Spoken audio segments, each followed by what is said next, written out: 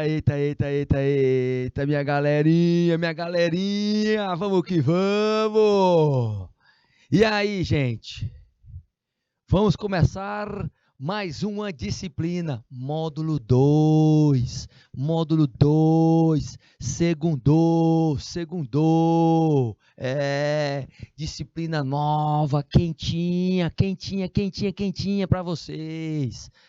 Olha só a disciplina, gente, técnicas e práticas secretariais, voltadas para o quê? Qual é o conteúdo de hoje, teacher? Qual é o conteúdo de hoje? Voltada para você, profissional, ser um agente de mudança dentro das organizações. Já que mudança é a pauta, olha como está alinhado nossas disciplinas, todas também batendo com as disciplinas que você faz também no ensino médio. Ou seja, você já vai aí se aprofundar um pouquinho mais dessas técnicas e práticas que são utilizadas dentro do ambiente de trabalho, pelo técnico e secretariado, tá certo? Vamos que vamos? Vamos lá.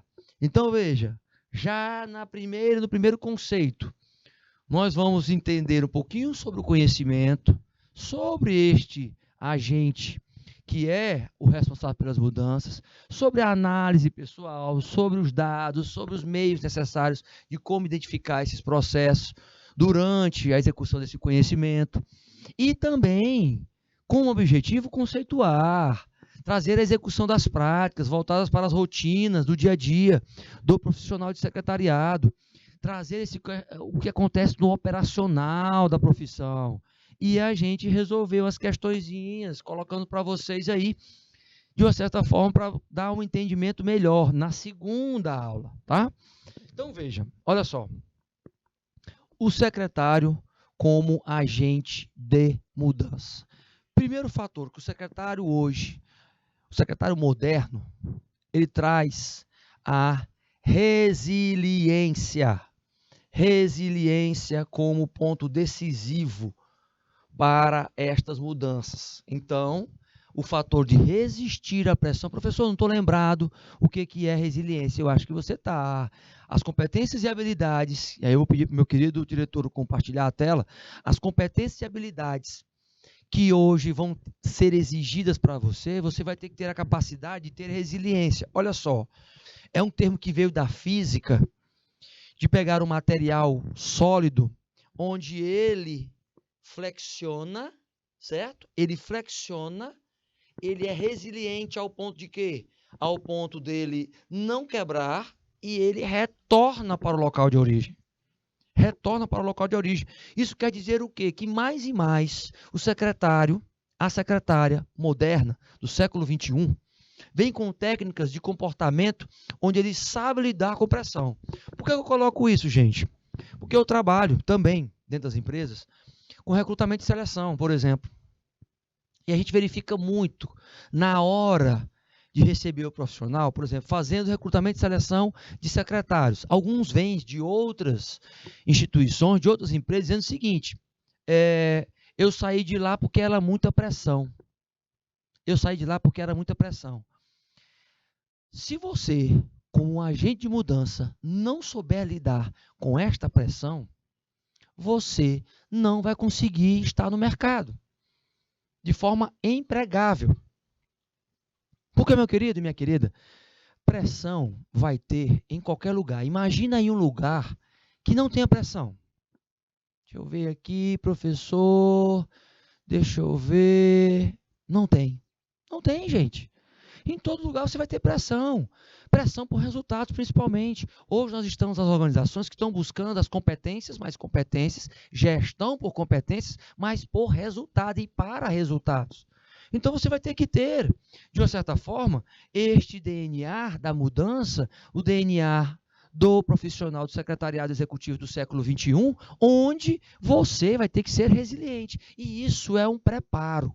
Não é da noite para o dia, não é num... Ó o barulhinho, ó o barulho. Não é no estalar de dedos, certo? Isso é uma construção, meus queridos. É uma construção do profissional. Aí é que entra essa construção. Mas construção o quê?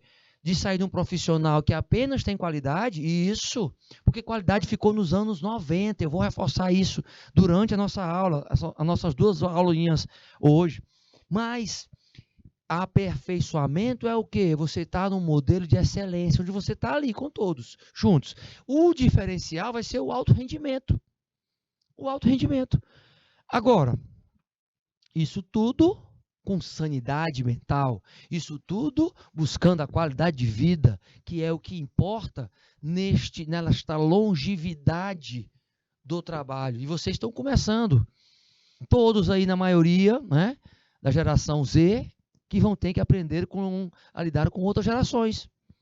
Essas outras gerações, respeitando-as e trazendo para elas também nomenclaturas onde vocês possam melhorar a prática, o dia a dia.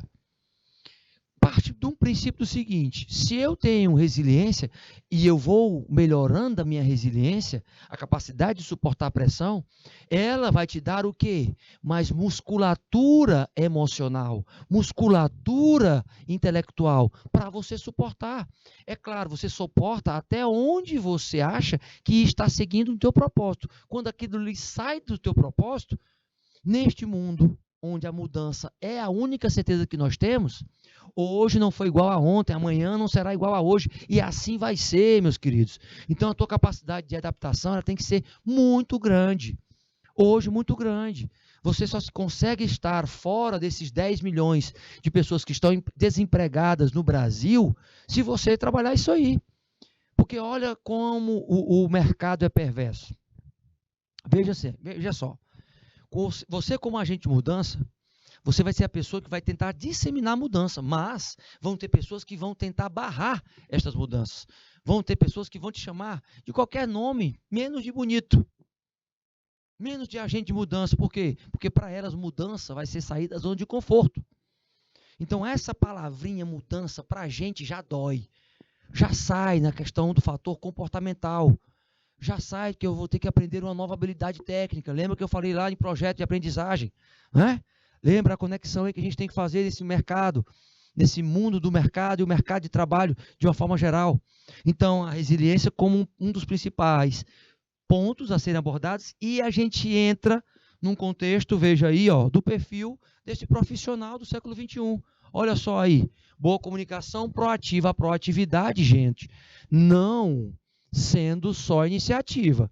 A proatividade repercutindo, por exemplo, numa postura ética.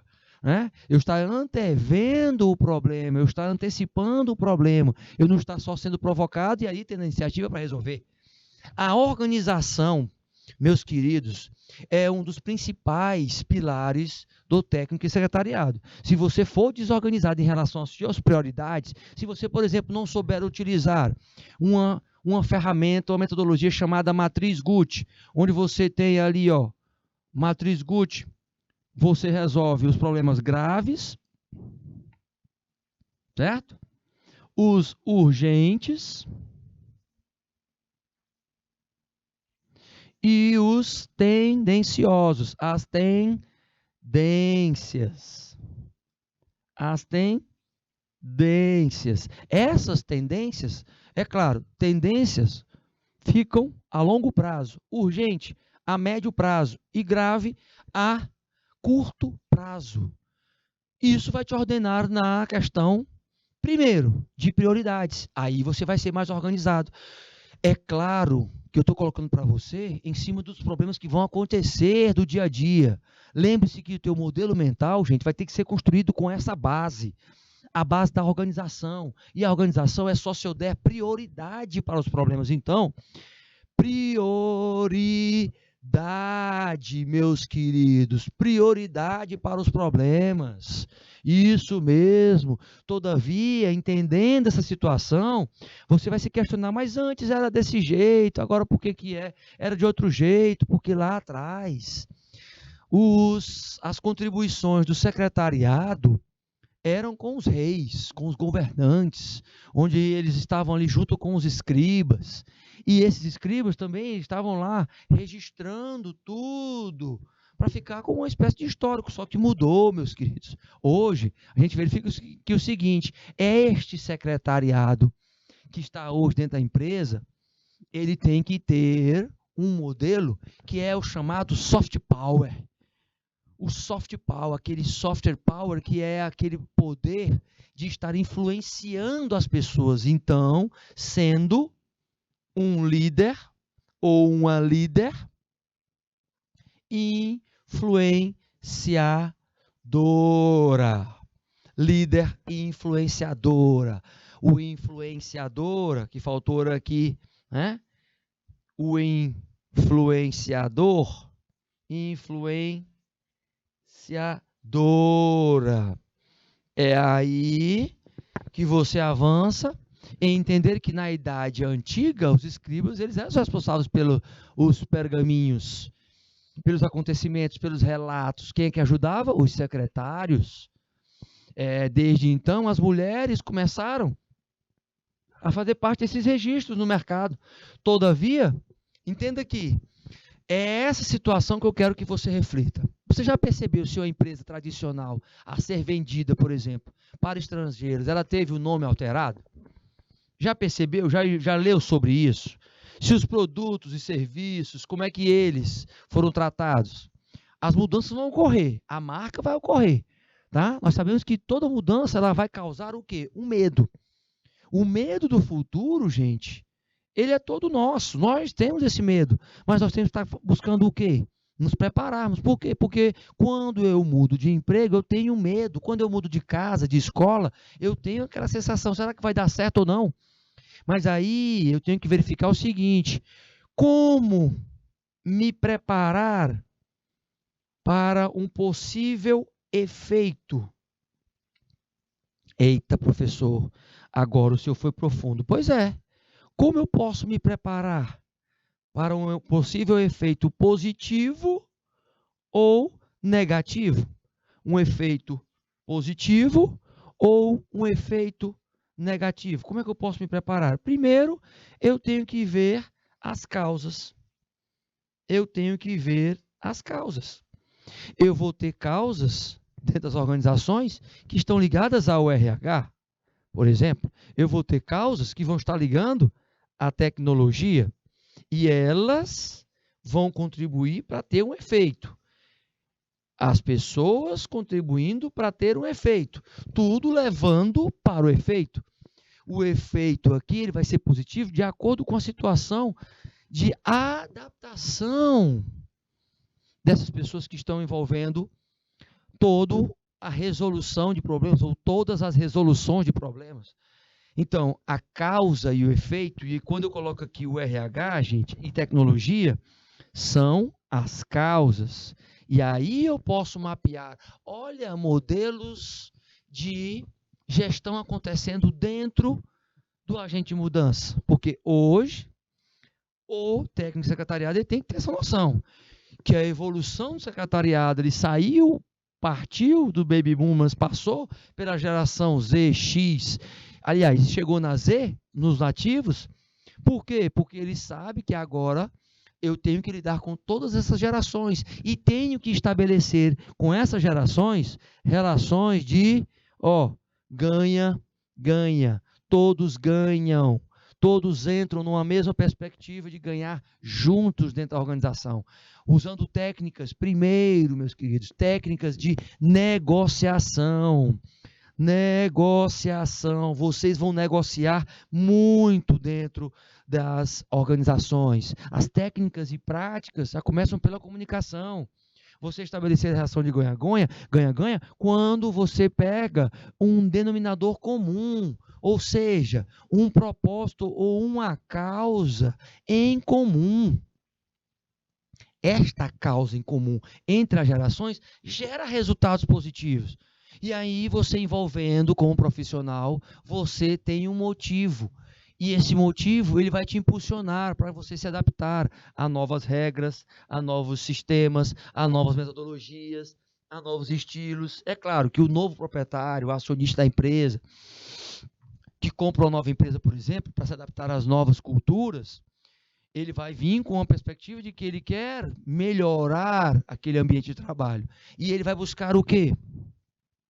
Comprometimento. Tô. Eita, professor, nem lembro mais. Pois é, nós temos 3 tipos de comprometimento: o afetivo, o instrumental e o normativo. Então, se eu tenho esses 3 tipos, eu vou tentar trabalhar o meu comprometimento mapeando essas 3 métricas. Não é isso, professor? Exatamente. Pedi para o meu querido diretor compartilhar a tela. E o seguinte, olha só. Tá, você é um agente de mudança. Você é o responsável por fazer conexão com todas as outras unidades estratégicas de negócio. E quais são essas unidades estratégicas de negócio, professor? Os antigos setores. Se transformaram em UEMs agora dentro das empresas. Cada um com a sua missão, visão e valores. Cada um alinhados com a missão, visão e valor da organização, de uma forma geral. Você mapeando as pessoas, elas vão se comprometer de forma afetiva, envolvendo a emoção, ou seja, elas vão estar dando o sangue, não mais vestindo a camisa, mas vão estar dando o sangue, também construindo a sua carreira dentro da empresa, da organização, certo? Só que, o que acontece? Eu não tenho só pessoas comprometidas afetivamente, eu tenho pessoas também comprometidas instrumentalmente. E o instrumental aí é a relação de custo e benefício, meus queridos. A relação de custo e benefício que proporciona um outro fator diferenciado, que é o seguinte: essa pessoa vai querer sempre alguma coisa em troca dentro da empresa. Ela vai fazer uma coisa, mas ela quer em troca um outro resultado da organização com relação a ela. Ok, ela não deixa de ser comprometida. Ela só é comprometida desta forma. Está errado, professor? Não, é uma forma que ela tem. E você vai ver, tem muita gente comprometida assim, entendeu? Só que tem pessoas que são comprometidas, por exemplo, com as normas da empresa, os normativos, o comprometimento normativo. Então, você, como agente de mudança, vai mapear essas pessoas, porque são pessoas que têm um comportamento que elas só vão fazer alguma coisa se tiver escrito no regulamento interno. Eita, professor, pois é. No regulamento interno. E aí, se não tiver no regulamento interno, ela não faz. Se não tiver registrado, ela não faz. Tá vendo aí? Aí, o agente de mudança, você vai ter que ter vocabulário, capacidade de persuasão, de mediação com essas pessoas para fazer com que elas entendam que o comprometimento delas se transpõe, se contrapõe também àqueles profissionais que estão lá segurando os resultados, que não querem, né, que querem sabotar os resultados porque não se comprometem como aquele que se compromete, nem que seja de forma normativa. Se insere dentro, por exemplo, das atas, dentro dos regulamentos internos, das normas, diretrizes, novas cláusulas, novas atividades para satisfazer estes que são comprometidos normativamente. Porque eles são comprometidos normativamente. O que basta é ter alguma coisa escrita para que eles possam executar. Nada fora do comum. Só que quem está fora desses 3 modelos de comprometimento faz com que as pessoas percebam o seguinte também: que ele não está nem comprometido, nem quer fazer nada, né? Então, que dá no mesmo. Resultado: são pessoas que sabotam estas mudanças que ocorrem dentro das organizações.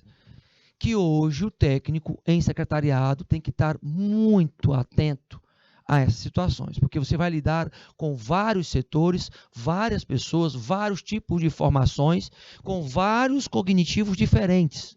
E é aí que entra a tua capacidade de ter maior percepção, maior capacidade de observação nos fatos que vão ocorrer dentro das organizações.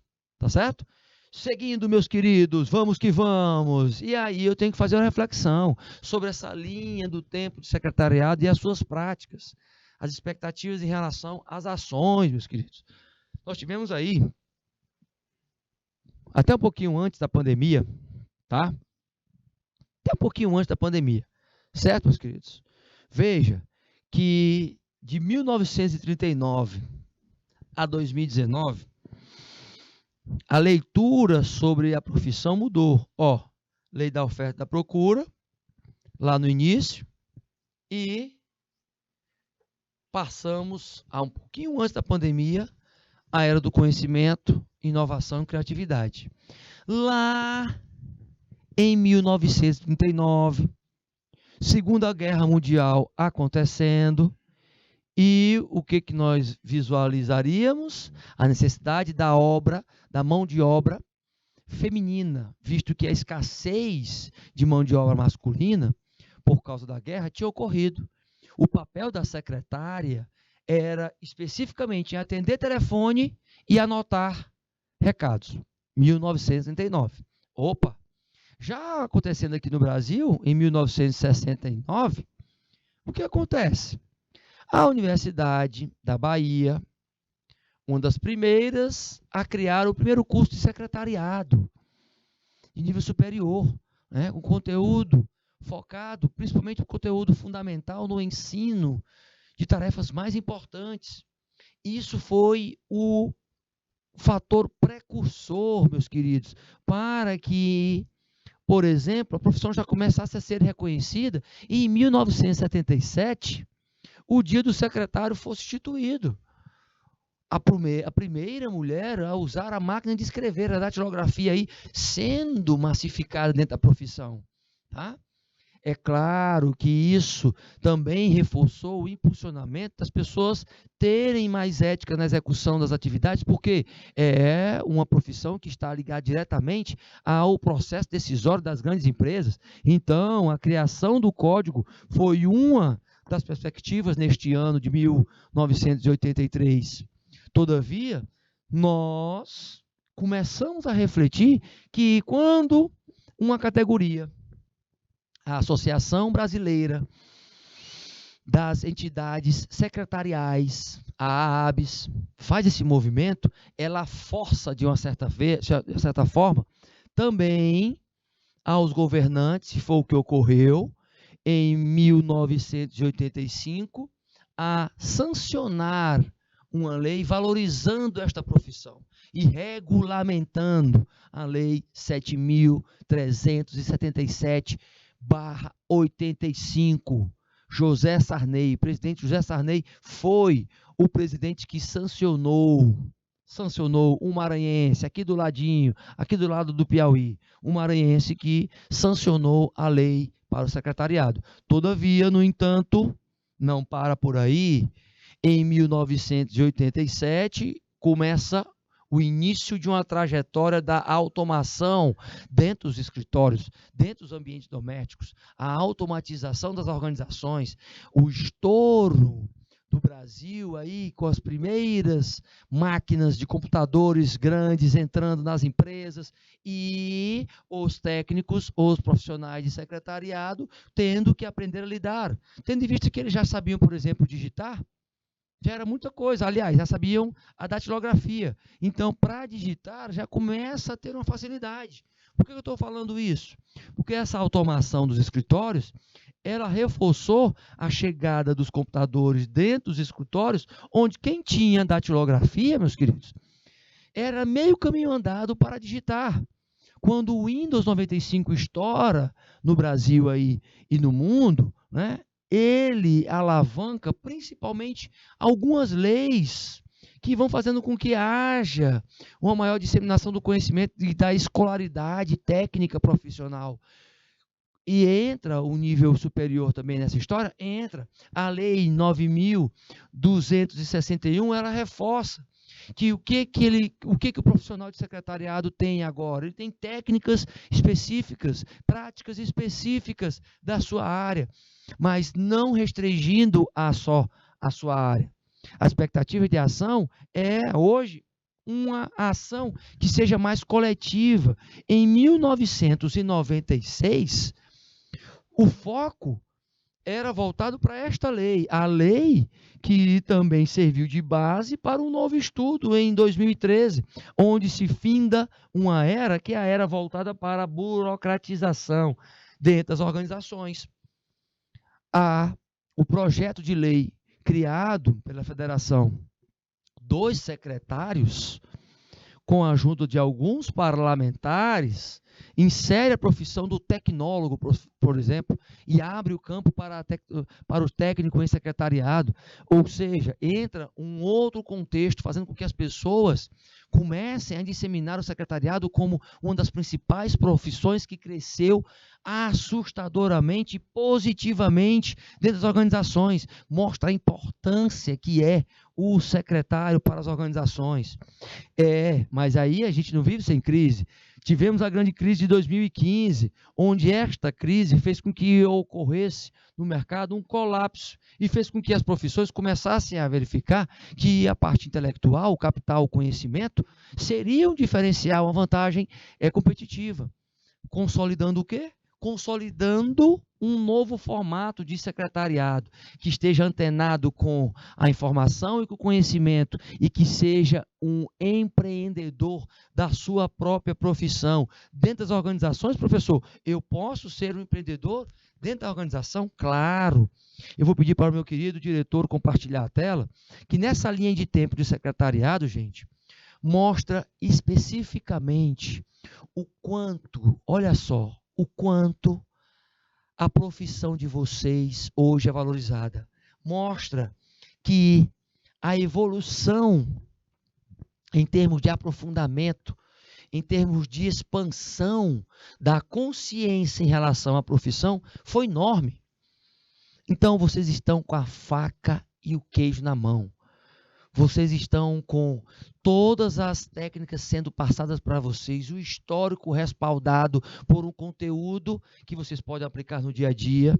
Durante essa disciplina, nós vamos ampliar as capacidades técnicas de vocês, fazendo com que vocês, quando cheguem, possam chegar dentro das organizações, mostrem que têm o conhecimento, mas têm a prática também. Executa isso no dia a dia, porque as metodologias, as nomenclaturas que nós colocamos aqui, é para que você fique aí no teu inconscientezinho, anota direitinho no papel, para você executar isso ao longo da sua profissão. Você vai utilizar, pode ter certeza, gente, a maioria dos instrumentos que nós colocamos aqui, você vai lembrar, um dia vai dizer o seguinte: poxa, lá no canal eu vi isso, em alguma disciplina eu vi isso.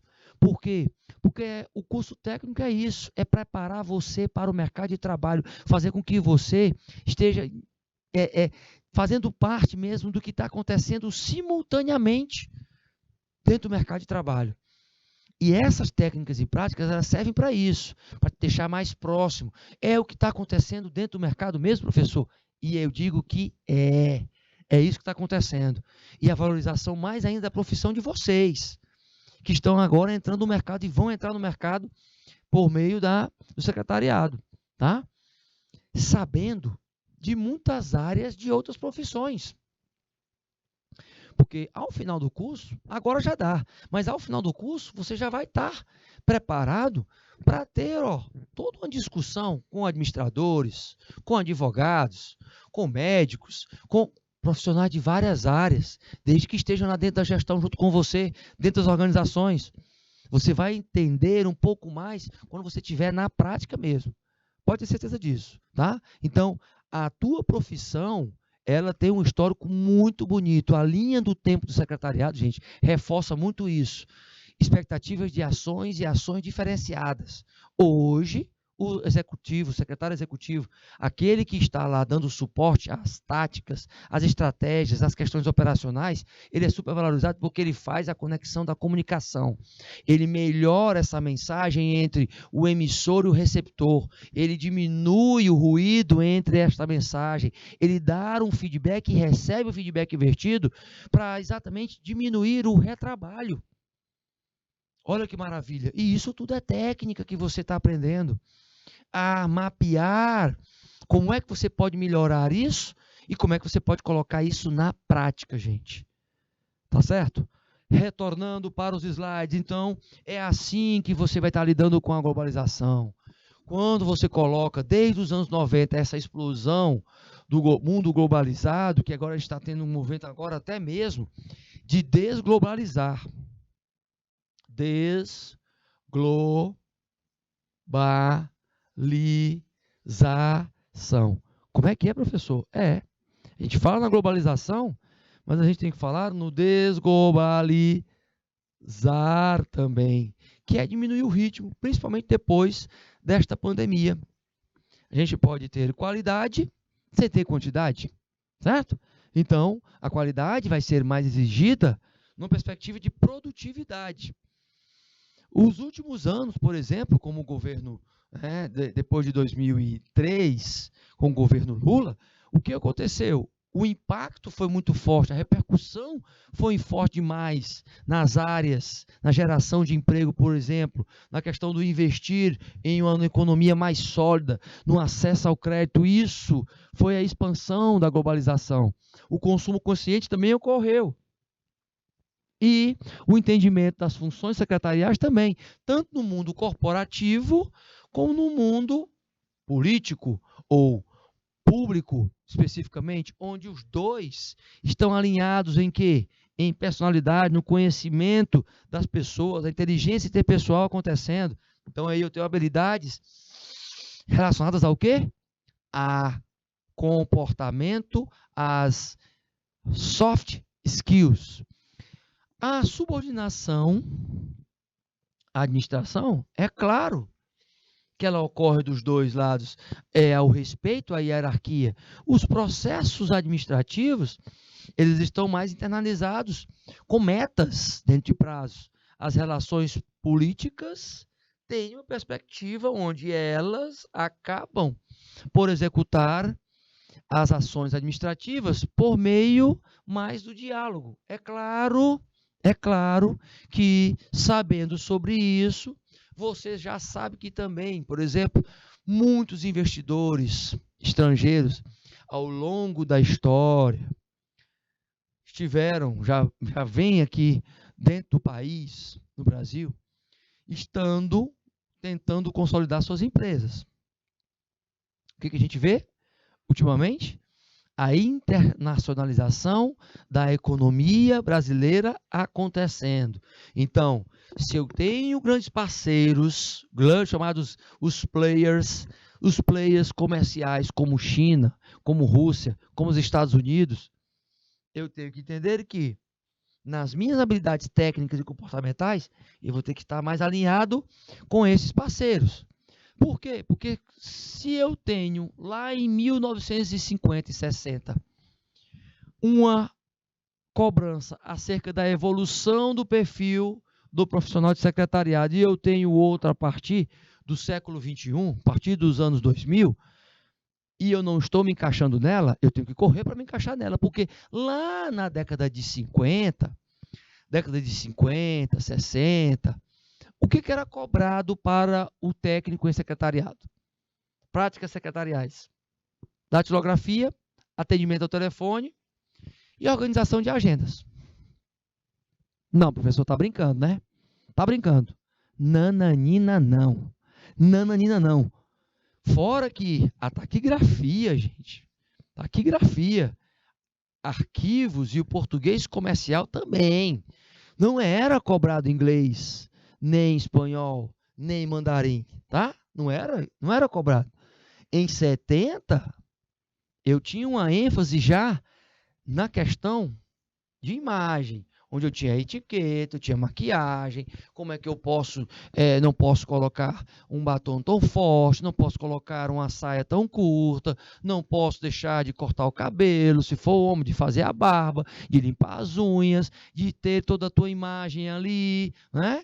Então, isso tudo para o secretariado. Entra a questão da higiene pessoal, entra a questão da comunicação, porque eu tenho que aprender a me comunicar melhor com as pessoas, das várias formas, aí um pensamento de abrir, algumas situações acontecendo, opa, então já entra, se prepara para os anos 80, onde o enfoque era o quê? Programas gerenciais.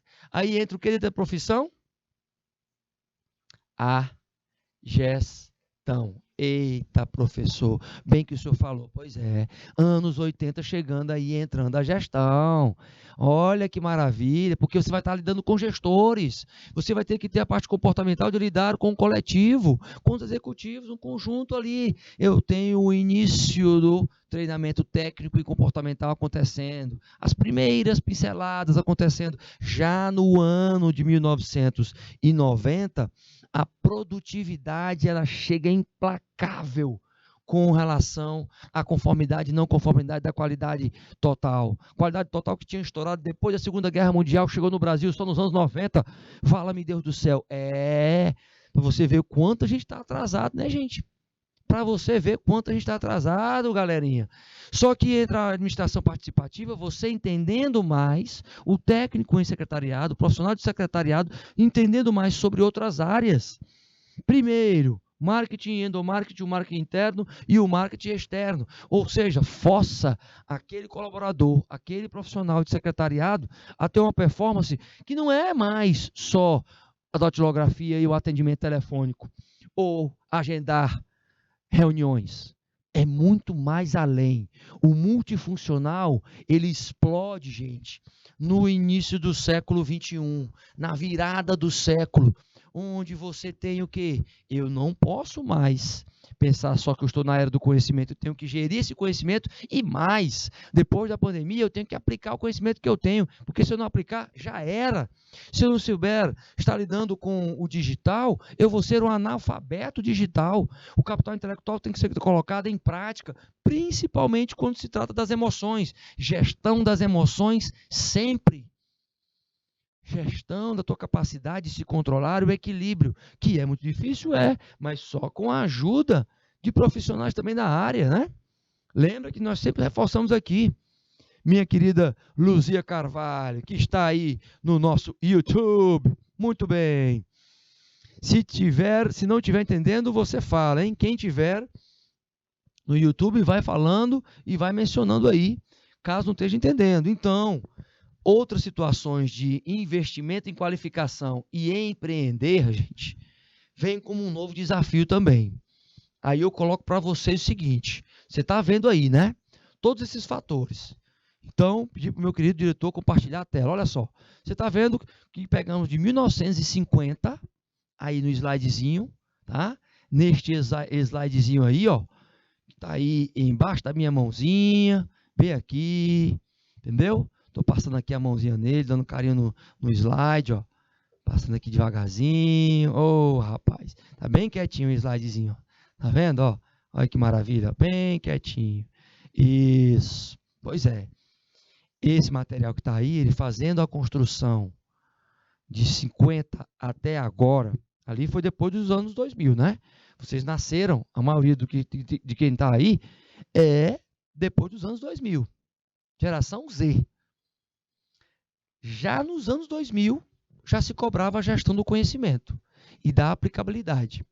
Agora, vocês como profissionais híbridos, que têm que estar sabendo, tendo a mesma performance no presencial e no virtual, no remoto, vocês já têm uma vantagem. Uma vantagem porque as gerações que passaram, anteriores a vocês, não tiveram o que vocês estão tendo agora. Lembre-se disso. Os pais, os avós de vocês não tiveram, gente, este contato, olha só, por meio da tecnologia, de ter o acesso a esse conhecimento que hoje é um commodity. Por que é um commodity, professor? Porque é comum. Basta você ter um eixo de disciplina. Hoje, como técnica comportamental. É mesmo, professor? É. Se você tiver disciplina, você pode estudar sozinho, tá? Então, entenda. É esse processo que mostra para você a tua capacidade de você alavancar mais ainda os teus resultados. Mas como assim, professor? Primeiro, você tem acesso ao conhecimento em relação às outras gerações. Você não vai chegar lá esnobando ou mostrando que sabe de todo mundo, não, tá? Você vai chegar lá entendendo um pouquinho mais sobre a tua performance e ajudando as outras gerações, meus queridos. Ajudando as tuas outras gerações, por quê? Porque aí você consegue construir toda uma trajetória. Uma trajetória de quê? Que chegou, mas não chegou para tirar o trabalho de alguém ou de outrem. Porque, na verdade, as pessoas, quando vocês chegarem no mercado, com as novas práticas, com essas novas técnicas, vocês vão sim começar a criar impactos. Esses impactos vão ser positivos e negativos. Certo? Então, toda essa trajetória, inclusive de quem, por exemplo, está há muitos anos no secretariado. Você vai pegar um profissional de secretariado da geração de baby boomers, tem muita expertise, claro, aquela pessoa não pode ser deixada de lado. Ela não pode ser deixada de lado, não. Por quê? Porque ela contribuiu muito para a organização. Você tem que aprender com ela. Você está trazendo novas técnicas e práticas, mas com humildade, com sabedoria, com discernimento, para ir chegando e aos pouquinhos ir melhorando os processos conjuntamente. Para isso, você vai ter que ter conteúdo. Conteúdo para persuasão, para conversa, para o diálogo. E só se você ler, né, é que você consegue ter muito conteúdo. Então, principal técnica é investir em leitura. Para melhorar seu vocabulário e você ter a capacidade de negociar essas novas metodologias, técnicas, ferramentas, instrumentos, qualquer nome que você queira dar dentro da tua profissão. Tá certo, meus queridos? Então, vejam. Vamos encerrar a nossa aulinha. Vamos dar 3 minutinhos e retornamos para a nossa última aulinha de hoje, hein? Quero energia total aí para esta última energia, para esta última aula, tá certo? Ok? Vamos para cima? Porque o tio foi!